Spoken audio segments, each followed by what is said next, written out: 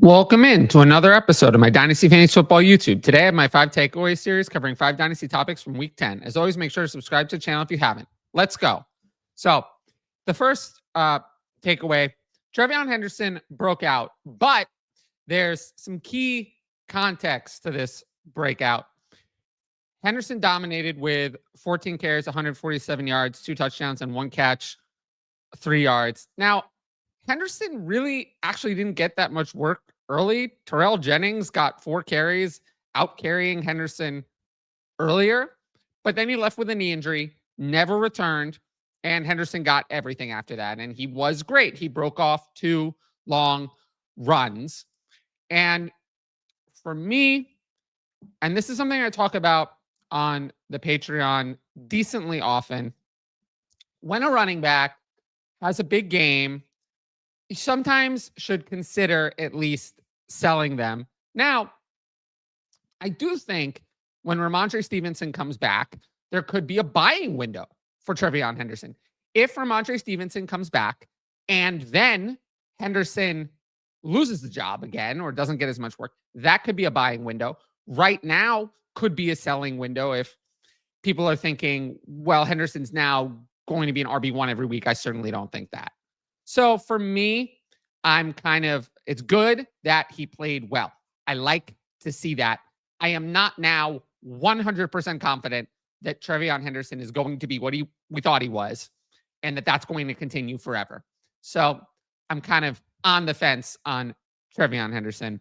But again, it was nice to see him play well. Now, speaking of someone who didn't play well, Bryce Young. Bryce Young is dead to me. Bryce Young is terrible. I've been saying this forever. Bryce Young is a bad quarterback. I've been saying this for multiple weeks on the Patreon that he's dead to me. I talk about it in my write-ups on the Patreon. He is bad. He was abysmal.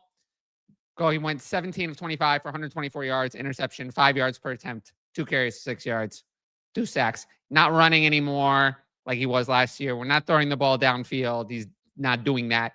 They're hiding Bryce Young. The Panthers are 5-5. They were 5-4 coming into this week. They lost to the Saints. And I think the win-loss record fooled people. And I think that's a mistake dynasty managers make with quarterbacks. I talk about this on the Patreon too, but dynasty managers make this mistake. They look too much at win-loss records with quarterbacks. Bryce Young is a bad quarterback. Not okay, not mediocre, bad. He is really bad. He has under 6 yards per attempt for his career. That's not backup level. And it's not like he's played 5 games or 10 games. He's played 39 games. He is a bad quarterback. Bad.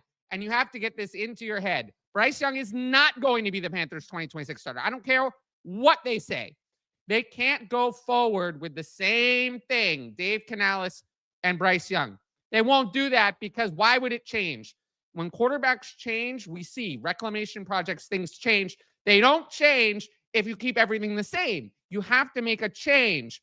And the change that needs to be made here is the quarterback. I actually think Dave Canales has done a pretty good job as head coach. I don't have issues with him. But Bryce Young is just bad. He's a bad quarterback. And that's it. There's nothing else to say about him. Dead to me. Done. Finished. I'm tired of him. But one player I'm not tired of, Tetairoa McMillan, played well this week. 5 catches for 60 yards and 8 targets. He was dealing with that hamstring injury. I was nervous about that. But he played his usual role, looked very good. And he's been a strong buy for me for a while. And definitely someone I'm looking at as we go through this week. 34.7% target share in this game. Was the only wide receiver to produce anything with Young's horrible play. Like I said, Young is not the Panthers franchise quarterback. McMillan is earning targets. He's done so all year. He's been the alpha wide receiver all year. He will break out if he has even mediocre quarterback play. Now, one last commentary on this. Don't hear what I'm not saying. I am not saying that Tetairoa McMillan will turn it around with Bryce Young. That won't happen. That will never happen because Bryce Young sucks. But he may and almost certainly will turn it around in the future. This is Drake London all over again. Someone where the advanced metrics are all there. It's all saying this is an alpha. This is a very good to near elite wide receiver. This is going to be a good player. and the quarterback play is so abysmal that it's holding him back. I'm all in on Tetairoa McMillan for Dynasty. All in. And Bryce Young just sucks. He will be replaced, and then we will move forward from there. Okay, let's move on to something else. Jameson Williams bounced back this week, and Jameson Williams was a player I've talked about kind of here and there a lot. I do believe in the talent of Jameson Williams. I've always kind of been, I think, in the middle. I've always thought Jameson Williams a good receiver. Maybe for fantasy, I didn't like the low target totals, but I do feel like he'd been a little overhated lately. People were now saying he's bad. I never thought he was bad. And Dan Campbell took over the play calling. John Morden said this week, we're going to get Isaac Tesla more involved. Clearly, Dan Campbell said, I don't think so. He took over the play calling. Isaac Tesla, spoiler, was not more involved. Instead, we saw more of Jameson Williams. 6 catches, 119 yards on 7 targets, and a touchdown. He played well, and they got him involved in some crossers. I like to see that, some new usage. The offense looked better with Dan Campbell calling the plays. Everything looked better. It wasn't just Jameson Williams. Now, what is my take on this? My take on this is to consider selling Williams because, yes, it was an improvement, but the Lions offense runs through Amon-Ra St. Brown and Jahmyr Gibbs. Those are the 2 players you can trust 100%. Amon-Ra, I guess this is a down game for him. 5 catches, 58 yards, a touchdown on 8 targets. Amon-Ra is going to outproduce Jameson Williams most of the time. Jahmyr Gibbs had 3 touchdowns on 172 total yards. Those are their 2 elite players. The ancillary options, they're going to be a little bit up and down. Sam Laporta was still there this week because the offense had such an explosion. He caught all of his targets, 5 catches, 53 yards, a nice game. And then David Montgomery also was there. 15 carries, he didn't score, but he had a nice game also, even though it wasn't maybe so nice for fantasy. But kind of the takeaway is it's not really possible for Amon-Ra, Jahmyr Gibbs. You can trust them every week. You can't also have Sam Laporta, David Montgomery, and Jameson Williams all succeeding all at once.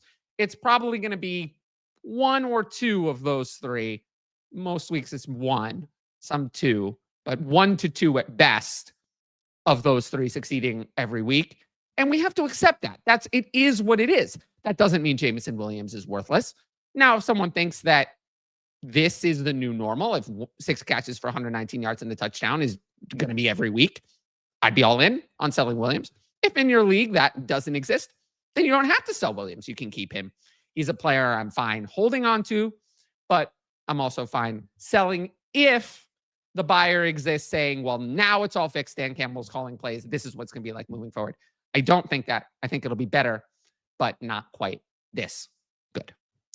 Now, if you like my YouTube content, you should sign up for the Patreon. I'm offering a 50% discount off your first month at all tiers using code TylerYT50. You can get all my rankings, including Dynasty ranks, weekly start sit, access to the Discord where I discuss all of these topics.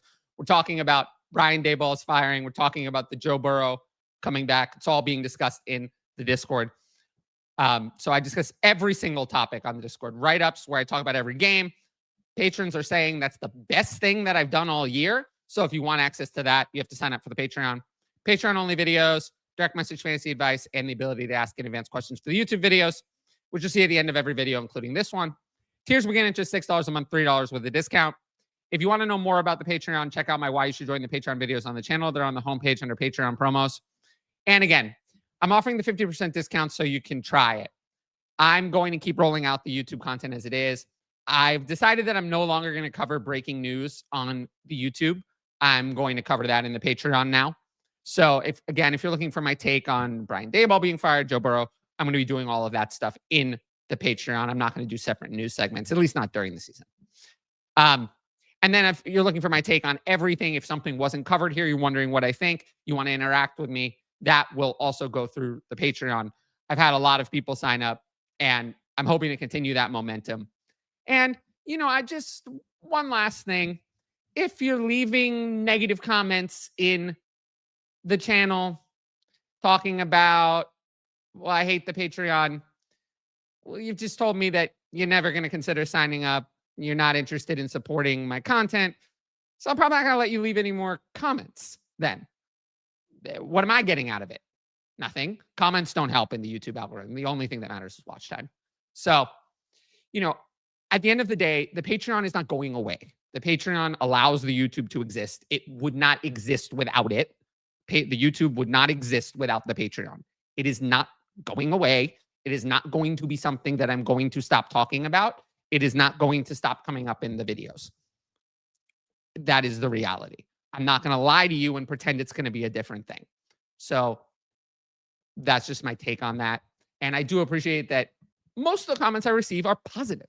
They're positive or they're legitimate questions about something I said in the video. And I do appreciate those. And I'm not afraid to talk about what I think. But if you're going to leave negative comments just criticizing the entire method of my channel, I have nothing else to say to you.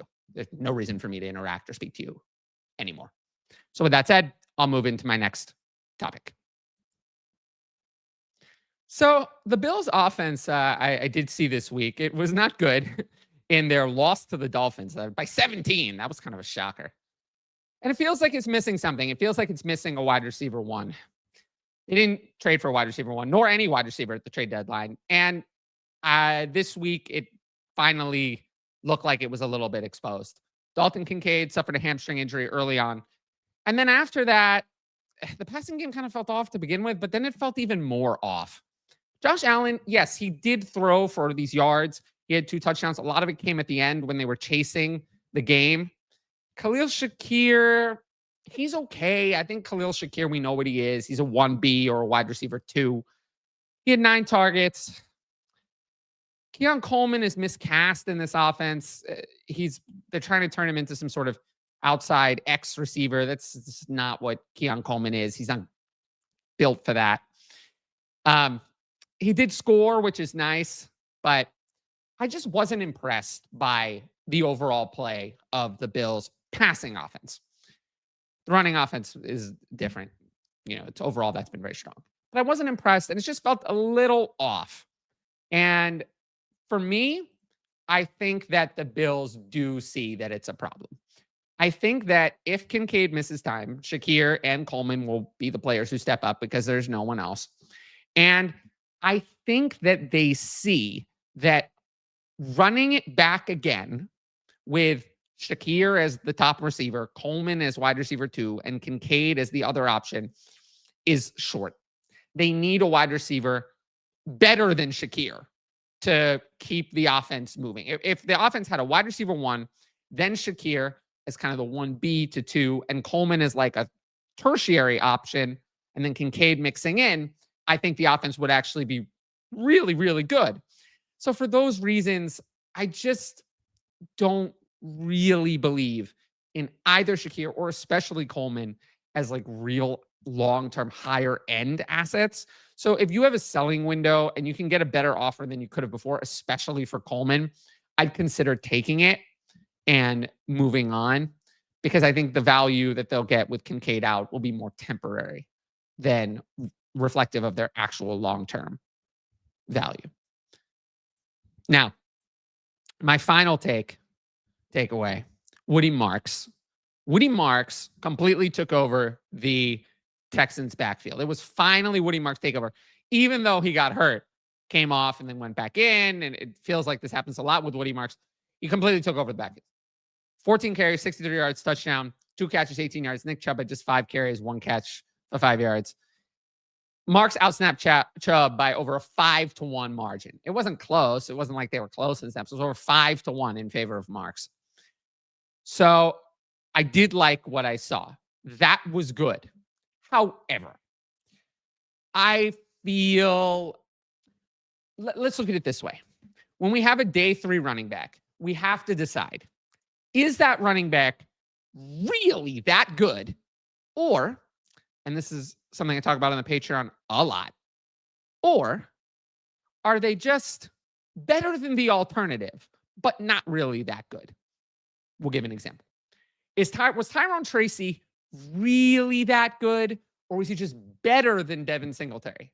We saw very quickly that Cam Scatterwood just pushed Tyrone Tracy aside. Is Woody Marks really that great, or is he just better than Nick Chubb? I think it's more the latter. Marks was not a prospect I liked. He turns 25 in December, his older prospect. 4th round draft capital is not enough to hold on to this starting job. I think that Mark's career will continue. He'll have a career. It'll continue. He'll be someone who plays in the NFL for a while. But I don't see Woody Marks as doing anything special or being a high-end dynasty asset. He always kind of struck me as a 1B type, someone whose value actually more came in the passing game than as a runner. I don't buy it at all. And it's just something with these day 3 running backs, you kind of know the elite when you see it. Bucky Irving last year, we saw very, very strong play. Cam Scatteraboo this year before he got hurt. And a little bit of Kyron Williams in 2023. We saw just so workhorse levels for a long period of time. Very strong. Woody Marks to me is more Tyler Algier, Damian Pierce, Tyrone Tracy. They're fine. Careers continue, but not amazing. I'm not buying in, not at what he's going to cost. So he would be a strong sell for me. If anyone thinks that Marks is locked up the 2026 job, I don't believe that at all. So I'll do some Patreon questions and then I'll wrap up the show. What are your thoughts on Luther Burden's 2026 outlook? Luther Burden has looked good on the plays he's had. I do wish there had been more opportunities. I do think that Luther Burden obviously is going to be better than Olamide Zaccheaus. But I don't know. I mean, they have to kind of get rid of DJ Moore for Luther Burden to succeed. I also think that Colston Loveland, they drafted higher. So I guess it's possible for Odunze, Burden, and Loveland to all succeed. That seems possible. I would say I'm a little bit more negative than I was coming into the season, but I haven't quit on Luther Burden. I do like that he's been efficient on what we have seen. How do I make the most of a late 26 first that I acquired as a rebuilding team? Oh, hold it. Hold it. It's going to gain value as we get close to the draft. We can talk about what to do. I'm not going to talk about what to do with the first in May now. The answer is hold it, wait, it'll gain value, and then see what you can do with it later. Not trade it away now. One question is regarding the usage of Addison. I thought he was liked by JJ McCarthy. In the preseason, it doesn't seem the case. Well, that's dead wrong because Jordan Addison had 11 targets in this game. Curious if he bounces back. Yeah, that's wrong. You're just looking at the fantasy stats and saying that Addison played poorly. He was looked at. He played his usual role. He had 11 targets. The problem is not that JJ McCarthy doesn't like Jordan Addison or Justin Jefferson, who had 12 targets, by the way, and caught 4 of them. And Jordan Addison had 11 targets and caught 3. The problem is that JJ McCarthy is not effective throwing the ball really at all. Yeah, I mean, he really hasn't been effective throwing the ball at all. So the problem is not a preference. The problem is just he's been bad. JJ McCarthy has been bad. I said this on the Patreon all season. People were saying JJ McCarthy is great because the fantasy points say so. No, he actually was bad, but he scored rushing touchdowns, which count a lot for fantasy. So people were saying, oh, he's great. Not great. He has been bad. He has been bad for his entire 4-game sample so far. Bad. Not good. Bad. I don't know what these people are talking about. These people have been touting JJ McCarthy for so long, saying he's great, he's great, he's great, he's great. I've seen no evidence. There was no evidence in college to support that. No evidence now. Maybe he will develop into a great quarterback, but there's no evidence. But these people are so sunk in that take that they can't see what's actually happening. So there's no usage problem here. It's just poor play. Poor play is the only problem. 11 targets is great. So that's my take on that question. Is Devon Achane being undervalued at this point? Maybe a little. He's been really consistent with his receiving usage. And he's been good, really, every time Tua's played. When anyone else played, he was not good. So maybe a little undervalued. I do worry about the smaller frame a little. But, yeah, I mean, it's hard because I don't tend to like those types of running backs or any running backs at a super high valuation. Should Achane maybe be a little bit closer to the top than he is? Maybe. Maybe he's a little low. So I think that's something I'd consider. But I'm never going to have Devon Achane as high as other people because I'm never as high on most running backs as anyone else. So that's kind of my take on that. Yes and no. How do you view Kyler Murray on a contending roster? What should we do with him? There's nothing you can do with Kyler Murray. You have to, I mean, you can dump him for nothing if you want, but the only thing you can do with Kyler Murray is wait for him to be traded to another team, which will happen in 2026, and then see and go from there. You can trade him for peanuts if you like, but that's not what I would recommend. I have a couple teams that have been living the Tyler dream. Oh, I love to hear that. Sneaking into playoffs with streaming running backs, maintaining a high value roster. Exactly what I want to do. Now that playoffs, even a couple of buys are secured, are we doing anything differently in regards to buying players? To some degree, yes. I mean, I'm more willing to buy players I actually want. I'm still not buying players I don't want. I'm not buying filler assets, really. I don't really do that. So the answer is not really. Situational. By and large, no. But in some cases, if your team is really, really good, maybe I'd consider it. But yeah, by and large, no. Is Jackson Dart actually good or at least passable as a passer? Or is his entire appeal for Dynasty just his rushing statistics? Okay. Jackson Dart, I think, is interesting. Is he good? I'm not willing to say good yet. We're talking at 6.9 yards per attempt. He has done it really all without Malik Neighbors. I'm not willing to say that he's good. Could he be okay? Sure. I think he's so far as a passer been okay, inconsistent. He should have many more interceptions than he does. So he's been okay. Right now, his appeal for fantasy is his rushing upside. But he's been okay as a passer, and he has a lot of rushing upside. That sounds a lot like one Kyler Murray. So we'll see how he progresses moving forward. He's been in a broken situation. But I do think Jackson Dart has shown to me, I mean, compare Jackson Dart to Cam Ward or even JJ McCarthy. I think Jackson Dart has looked way better than JJ McCarthy. So I would say for now, you talked about good, not ready to say good. Passable, yes. I'm ready to say that Jackson Dart is passable as a passer. So far, he's shown that for me. How does Daboll's firing, which happened today, impact Giants players long, short term? It really doesn't. I think it was a question of timing at this stage. I think Daboll, with all these losses, there was no chance he was coming back for next year. I think it's just now where before we'll see who they hire as the next head coach. That's more interesting to me. It's not getting rid of Brian Daboll. I thought after the Denver loss, that was already a given to me. For those of you who don't know, I'm from New York. I'm a Giants fan. It was sadly a Giants fan. It was a given to me after the last week that he was going to be fired by the end of the season. Now he's been fired now. So yeah, the firing to me, I had already assumed. So we'll be looking at the next head coach. And I have to see. I mean, that's something I have to see. If they hire a strong, and I'm always going to prefer a strong-minded offensive play caller over a defensive-minded head coach. So we're going to see. Clint Kubiak, I'd like that. That would be someone I'd have a lot of faith in. Other candidates, we'd have to see. But it's going to more depend on the next head coach for me than anything related to Daboll's firing. I'd already assumed that was happening. Okay. If you like the video, make sure to support the channel by subscribing. And don't forget to hit that new hype button to help the videos in the algorithm. Plus, hit that notifications bell so you can be notified about all my exciting content as it drops. Of course, if you want my best fantasy football advice, it's available on the Patreon. Dynasty fantasy football content year-round and start-sit content in season. I've got a 50% discount at all tiers using code TylerYT50. You can sign up in the top right corner, patreon.com/fantasy advice. Every sign-up helps support my independent fantasy football content. Once again, thanks for watching, and I'll see you all later.